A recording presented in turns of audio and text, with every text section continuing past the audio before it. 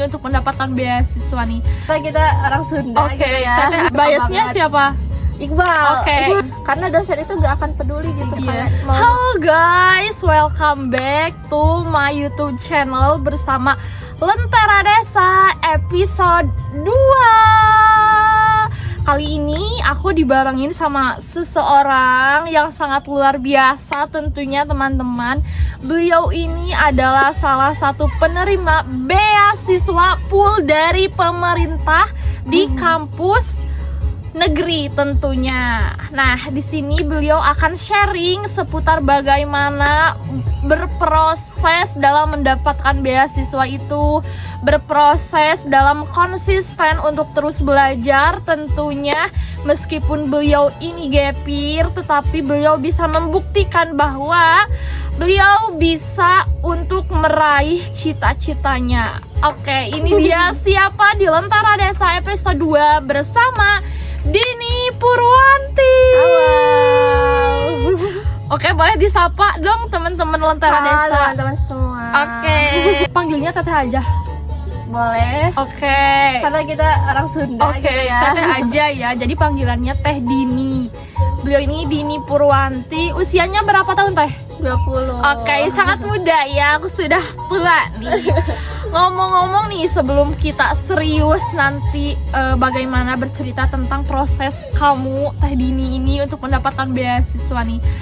Aku tuh kayaknya sedikit kepo nih. Waktu kecil nih Teh Dini tuh tipe anak yang kayak gimana sih? Apakah ambis dari orok gitu? Apa kayak gimana? Boleh ceritain. Oke, izin cerita ya. Mungkin kalau misalkan dilihat dari pas kecil sebenarnya tidak terlalu ambis gitu, karena aku itu terlahir di desa gitu ya, yang mana menurut aku tuh di desa aku tuh kurang gitu ya untuk memperhatikan kependidikan gitu. Jadi pas kecil tuh karena emang belum ngerti apa-apa gitu, jadi belum terlalu ambis. Tapi kalau cerita mama aku sih, aku tuh dulu anak kecil tuh pas kecil tuh sering nonton TV, dan di TV itu kayak suka lihat idola-idola artis-artis gitu. Jadi nanti aku suka nyanyi-nyanyi sendiri, podcast sendiri, yang menurut aku tuh sampai sekarang aku suka sih di kayak public speaking gitu. Salah satu idolanya boleh di-spill dong.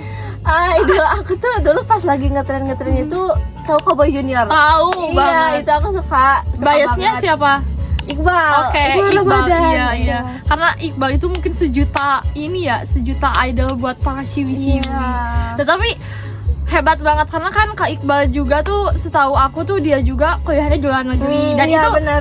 salah satu motivasi ya, dan ya untuk lebih baik tentunya. Oke, itu masa kecilnya nih guys, ternyata suka public speaking. Nah, kalau harus mendeskripsikan nih diri dalam 3 kata, apa yang paling menggambarkan diri kamu? Menurut aku ya, aku ngerasanya sih yang pertama itu aku ngerasa orangnya cekatan. Oke, cekatan. Satu hal contoh deh. Cekatannya itu misalkan aku tuh gak bisa menunda-nunda pekerjaan aku, mau itu di tugas atau ya pekerjaan yang lainnya gitu. Oke, good. Yang kedua sih aku ngerasanya aku disiplin ya. Oke. Karena aku tuh kayak suka banget memanage waktu. Kalau misalkan ada kegiatan, kayak misalkan aku ada jadwal rapat nih jam 8, berarti aku estimasi dulu nih dari rumah itu berarti berangkatnya jam berapa, di perjalanannya jam berapa gitu. Sampai aku tuh jam 8 berarti harus ada di lokasi gitu. Yang terakhir itu mungkin aku ngerasanya ambis ya, karena kalau misalkan ada sesuatu hal yang pengen aku capai, itu pasti aku tekunin banget gitu. Oke, berarti buat teman-teman nih, awal mula buat mencari beasiswa atau ingin mencapai beasiswa itu yang pertama tadi tuh cekatan, yang kedua disiplin, yang ketiga ambis guys. Itu yang diterapkan oleh seorang Dini Purwanti. Oke, next nih, kita cerita bagaimana kamu gapir ya Dini. Yang pertama nih, bisa ceritakan sedikit tentang asal daerahmu dan bagaimana lingkungan tempat kamu tumbuh dan akhirnya kamu bisa untuk mencapai beasiswanya gitu. Siap. Kalau dilihat dari latar belakang tempat aku tumbuh gitu ya, sejujurnya aku itu terlahir di suatu pelosok desa di Kabupaten Tasikmalaya yang itu tuh rata-rata orangnya itu tidak terlalu mementingkan kependidikan. Kayak banyak orang tuh lebih mementingkan misalkan lulusan SMP atau SMA tuh lebih mementingkan untuk kerja, kalau tidak kerja dia menikah ya, gitu di usia betul, muda betul. gitu. Karena ya memang sangat terasa sekali ya kalau di desa itu ketika perempuan nih ciwi-ciwi kayak udah dituntut ya udah dituntut untuk gitu. menikah muda ya begitu. Tapi kan zaman sekarang itu ya tentunya kita itu harus punya latar belakang pendidikan yang memang nantinya untuk anak-anak kan, karena untuk ada gitu. kalimatnya apa pepatahnya, Madrasah itu ya ada madrasah pertama untuk anak-anaknya. yes, betul sekali. Karena kualitas anak itu akan dibentuk sama kualitas seorang ibunya juga. Masya Allah, ya tentu itu adalah salah satunya. Nah, setelah lulus sekolah, kenapa kamu memutuskan atau harus menjalani gap year sih Teh Din? Oke, sejujurnya setelah aku lulus SMA itu aku mencoba untuk daftar-daftar gitu ya. Tapi memang tujuan awal itu aku pengen masuknya ke negeri, ke PTN. Kenapa? Karena setahu aku PTN itu dia UKT-nya itu menyesuaikan dengan keadaan ekonomi. Dan itu membuat aku tuh pengen tidak terlalu membebani orang tua gitu ya. Kan kalau di swasta kayak dipatok ya UKT-nya berapa gitu. Namun setelah kita tahu gitu ya, yang kita tahu bahwa di PTN itu kita akan bersaing dengan banyak orang dan tidak akan keterima semua gitu ya. Jadi aku tuh harus bersaing dengan orang-orang yang mungkin di luar sana ada yang udah bimbel, ada yang memang belajarnya ekstra gitu. Sedangkan aku harus otodidak gitu dan mencari diri mencari sendiri gitu ya. Mencari sendiri informasinya gitu. Dan kalau misalkan di sekolah kita itu pasti dituntunkan sama guru BK gitu. Sedangkan kalau gap year tuh kita harus mencari informasi sendiri gitu.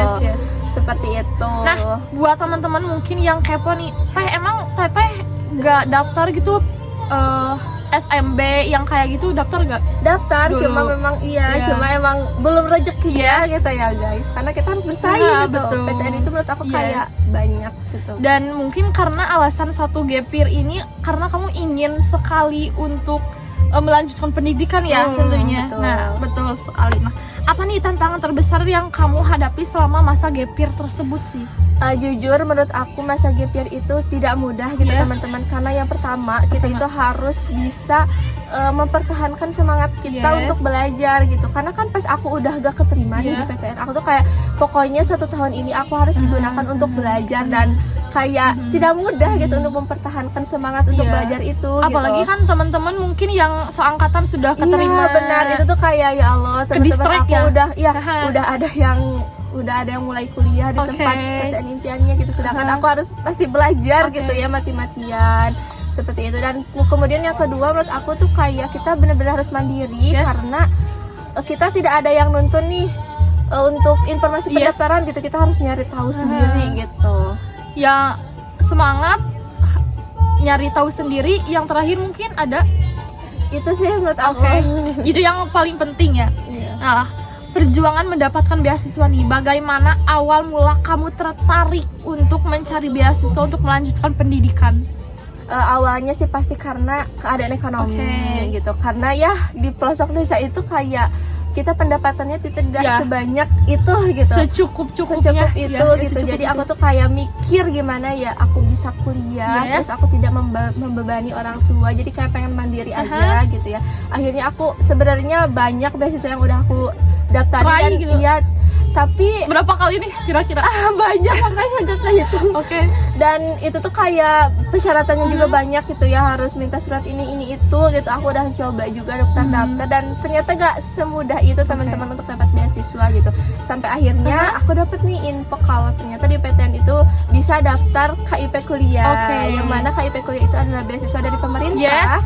Dan itu full. UKT plus kita dapat uang saku. Gitu. UKT full dan uang saku juga full, itu full dari pemerintah ya. Adalah salah satu beasiswa yang memang diperuntukkan untuk orang-orang yang ekonominya kurang. Ya betul sekali. Dan sejujurnya untuk KIP kuliah itu tuh menurut aku juga sebenarnya kita harus bersaing gitu ya. Apalagi di negeri itu kayak banyak yang daftarnya gitu. Bener-bener.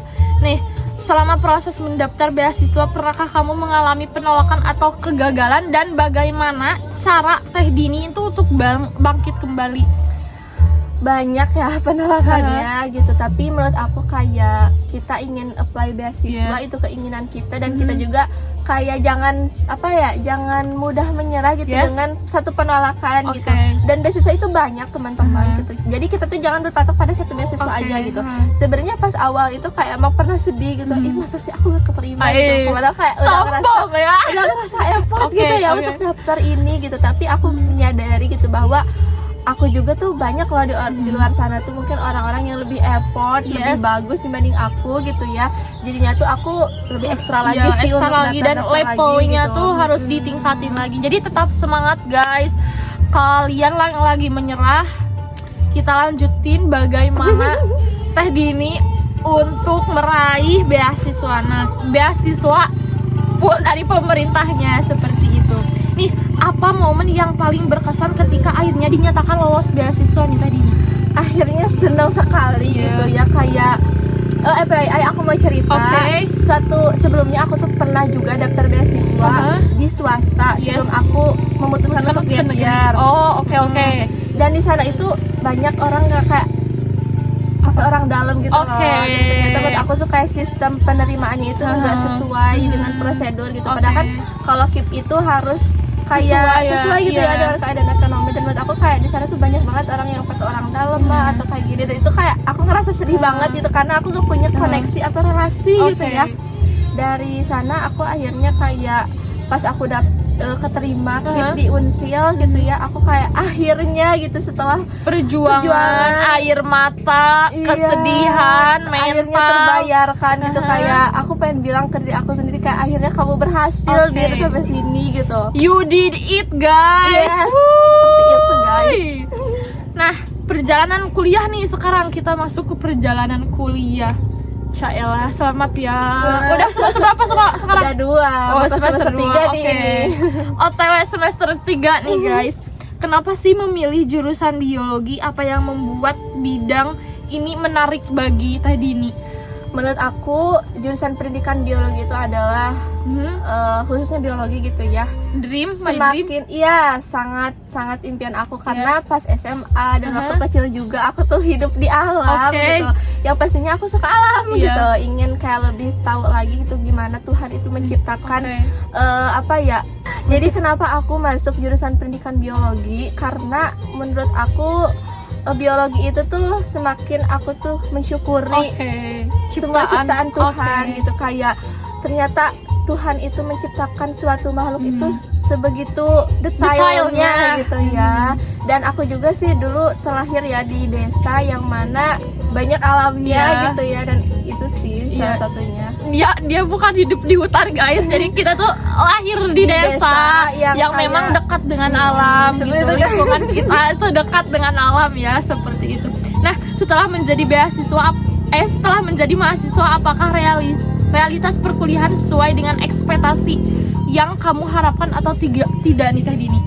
Kalau yang diharapkan sesuai gitu ya, tapi memang ada beberapa yang kayak bikin aku shock gitu, khususnya di sistem pembelajarannya gitu. Kalau di sekolah, coba di-spill. Iya, kalau di sekolah kan kita kayak disuapi gitu ya sama guru teh, kayak ayo kamu ngerjain tugas ini. Kalau di kuliahan mah kayak kita bener-bener harus mandiri guys. Kayak dosen itu enggak, kamu mau ngerjain tugas atau enggak ya udah nilai saya coret gitu kalau misalkan enggak ngerjain tugas gitu. Jadi kayak kita harus punya inisiatif yang sangat besar sekali gitu ya dalam mengerjain tugas, dalam belajar gitu. Karena dosen itu enggak akan peduli gitu kayak mau nilai kita jelek atau besar pun. Yang penting kan kita udah bayar ya. Bener banget, dan itu aku rasain juga guys, bagaimana yang Teh Dini sekarang rasain. Effortnya itu kalau udah menjadi mahasiswa, bukan lagi siswa tapi udah mahasiswa, yang dimana kita tuh benar-benar harus benar-benar dalam belajar dalam segala hal tentunya.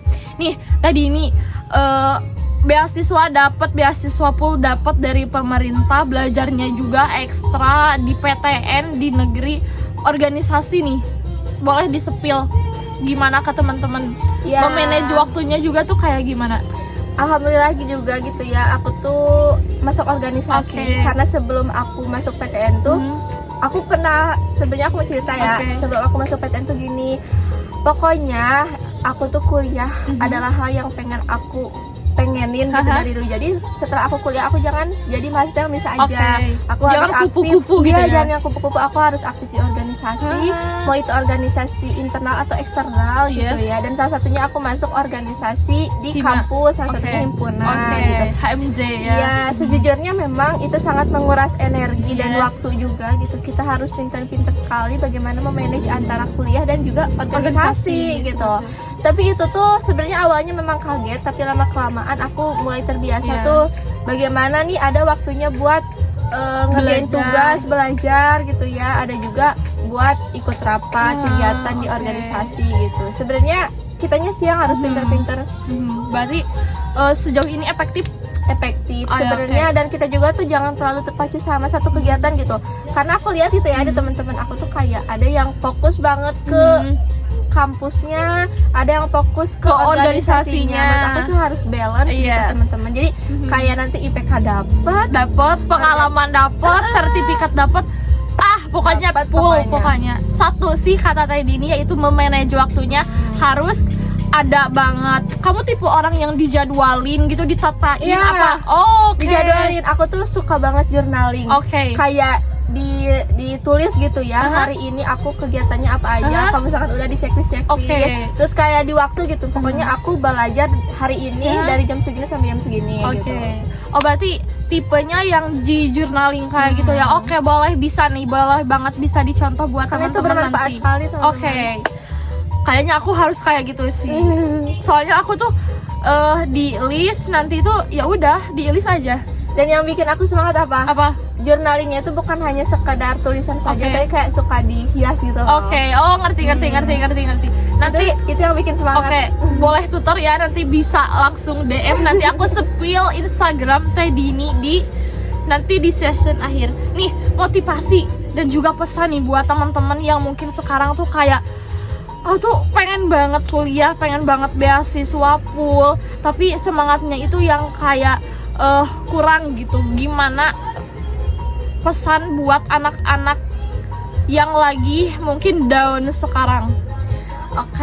Menurut aku sih pesan dari aku gitu ya.